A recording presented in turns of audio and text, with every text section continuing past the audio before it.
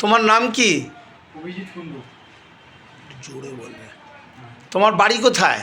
ভদ্রেশ্বর, হুগলি। তা তুমি এই বিটিটিআই কলেজে কি শিখতে এসেছিলে? Fridge, AC, washing machine.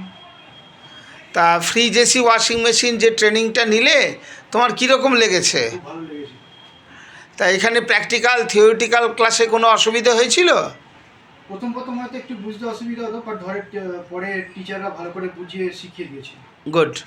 তা তুমি এই ট্রেনিং নেওয়ার পরে এখন কি তোমাকে বিটিটিআই থেকে কোনো প্লেসমেন্টের অফার দেওয়া হয়েছিল? হ্যাঁ, দেওয়া হয়েছিল, কিন্তু আমি একটা জায়গায় করছি বলে সেই জন্য আমি এখন এটাকে ডিউতে রেখেছি। গুড। তা তুমি এখন কোনো সার্ভিস সেন্টারে তাহলে কাজ করছো? হ্যাঁ। তা কাজ করতে কোনো অসুবিধে হচ্ছে? না, সেরকম কিছু নয়। গুড। তার মানে তুমি কাজগুলো করতে পারছো? হ্যাঁ। তুমি কি মনে করো এই কাজটা যে তুমি শিখে নিজের জীবিকা নির্বাহ করতে পারবে? হ্যাঁ, পারবো। গুড। তা এখন তাহলে তুমি সার্ভিস সেন্টারে কাজকর্ম করছো, ভালোই লাগছে? হ্যাঁ, মোটামুটি এখন ঠিকঠাকই লাগছে। Thank you. ওকে।